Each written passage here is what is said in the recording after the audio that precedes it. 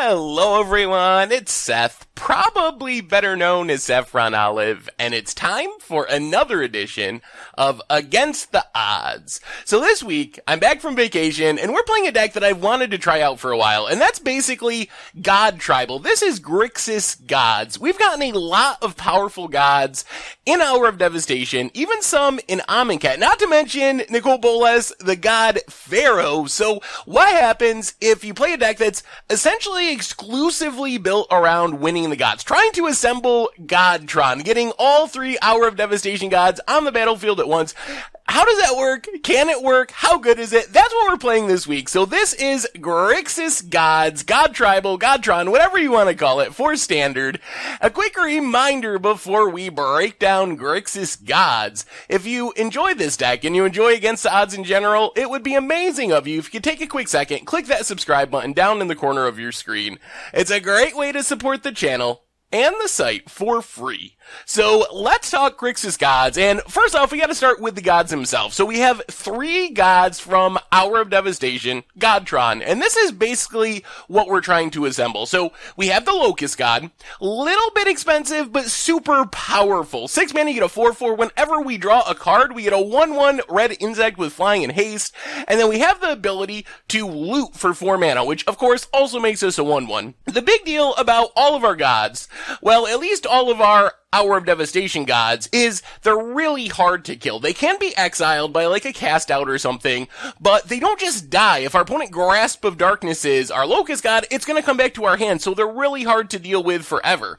The sweet thing about the Locust God is it kinda works pretty well with another one of our gods, the Scorpion God. So the Scorpion God lets us put -1/-1 counters on things for 3 mana, and then when a creature with a counter dies, we're able to draw a card. So this does a couple of different things. First off, we can just put counters on small creatures that our opponent has, which is good anyway because we're killing the creatures, and then we're going to draw a card when the creature dies, and we're going to trigger Locust God to get a token. The other thing we can do, if we have both of these gods on the battlefield at the same time, we can use the Scorpion God, 3 mana, put a counter on one of the insects that we make with the Locust God. That's going to kill the insect, let us draw a card, which is going to trigger the Locust God to make another insect, which allows us to put a counter on the insect for 3 mana. So basically with both gods assembled, we have a combo where we can just pay 3 mana, draw a card whenever we want to at instant speed. It's really hard to deal with because they keep coming back to our hand, so that's another one of our sweet synergies.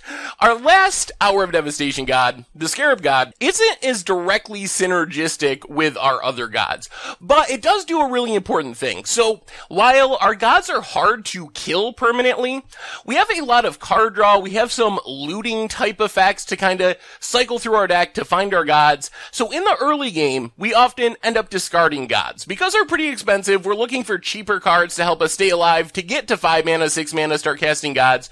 So with the Scarab God, we can use Champion of Wits, for example, loot away the Locust God, loot away the Scorpion God, and then after we play the Scarab God, we're able to get back our gods from the graveyard and start our combos and synergies that way.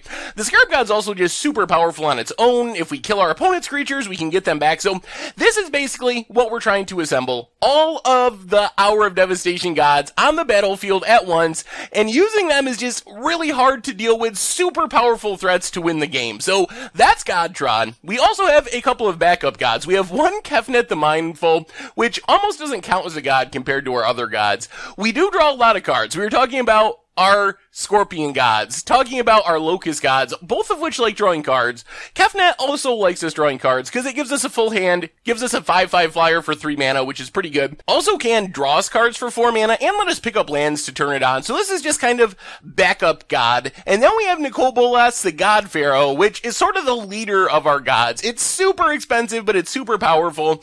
Gives us another honorary god, comes down, just tears apart our opponent's hand, tears apart their board, generates card advantage. It basically does everything. So if we don't have the real Godtron, we can always use Kefnet and Nicol Bolas as our backups. As far as the rest of the decks, Champion of Wits is super important for a bunch of reasons. It gives us an early game play. It draws cards to trigger the Locust God. It stacks our graveyard for the Scarab God. So it does a whole bunch of powerful things. Plus it's just a 3 mana roadblock that helps us stay alive. The downside of playing all the gods, playing the Kobolas, is they're super expensive. So our deck really needs to focus on making sure we live long enough to cast our gods. The rest of the deck is mostly full of various removal spells. So Fatal Push Magma Spray for early game. Abrade gives us a way to kill an artifact, also a creature. Harness Lightning gives us some energy to support our Ether Hubs and cast our gods. Radiant Flames and Hour of Devastation give us a sweeper. Chandra can help us ramp into our gods. If we play this on 4, we can add the mana the next turn, play our Locust God, and so forth. Also can kill something, maybe generate card advantage to find our gods, kinda just does it all. Setzer gives us a counter spell that also cycles for our Locust God to make a 1/1 if we need to make a chump blocker at instant speed for just 1 mana. Negate, just kind of a hedge against removal spells on our gods. Cast outs, things that exile that can actually deal with our gods forever. Supreme Will can be an impulse, can be a mana leak. Kind of just all-purpose value. If we need to protect our stuff, it can do it. If we need to find our gods, it can also do that.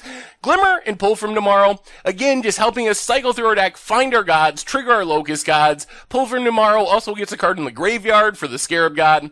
Mana base-wise, Ether Hub and Evolving Wilds give us essentially 3 color lands. They can tap for any color of mana we need. Canyon Slough, Fetid Pool, cycling, works well with the Locust God. A bunch more duels, a Wandering Fumarole is a creature land, some basic lands.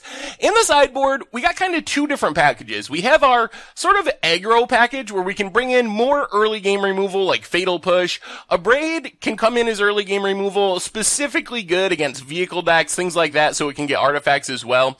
Bantu's Last Reckoning, sweeper that takes advantage of the fact that all of our gods come back to our hand. So while we don't really want to blow up our board and have to recast our gods, we don't lose them forever if we last reckon them away. And then Hour of Glory can get rid of opposing gods, also get rid of things like Gideon, which can be kind of annoying. Negate, Disallow, and Doomfall is mostly our control package to kind of fight through our opponent's counters. Getting our gods Essence Scattered, Disallowed is pretty painful because then they don't come back for the graveyard. So we really want to be able to get them on the battlefield initially, because then they'll keep coming back to our hand. Doomfall also super good because it can come in against control decks to be a Thoughtseize essentially, or it can come in against God decks, Bristling Hydra decks, as a way to deal with really annoying, hard to deal with creatures thanks to the Exile a Creature effect. And that is Grixis Gods for Standard, and that's our Against the Odds deck for this week. So, is this gonna work? I don't know. The gods are really powerful, but they're a bit slow. That's the main concern. There's also the concern that even though they come back to our hand, they're pretty expensive. So if we pay 5 mana, let's say 6 mana for the Locust God, and our opponent has a Grasp of Darkness for 2 mana, yeah, technically we still have our Locust God, but we're gonna have to spend 6 more mana, so we can kind of get tempoed out of the game. They basically turn all removal spells, or all non-exile removal spells, into weird unsummons. It still gives us our creature back, but the tempo swing can still be pretty major, so we'll have to see. I think if we can assemble all of our gods on the battlefield at the same time, it seems like it should be pretty much unbeatable. There's just so much value to be had, drawing cards, attacking with these huge threats. So I'm hopeful that sooner or later we will get the draw that lets us assemble Godtron and have all 3 at once and see what happens. So I think we'll win some games, but it just exactly how competitive it'll be, I'm not exactly sure. We'll have to see what the matchups look like. Anyway, that's Grixis Gods for Standard, and that's our Against the Odds deck for this week. So thank you very much for watching. I hope you enjoyed the video, and I will talk to you soon. Thanks for watching the video. If you enjoyed it, help us out by clicking that like button down below. And to keep up on all the latest and greatest, click that subscribe button. And don't forget to hit that bell icon to get alerts whenever we have new videos. And if you want to, check out some of our other sweet videos here and here.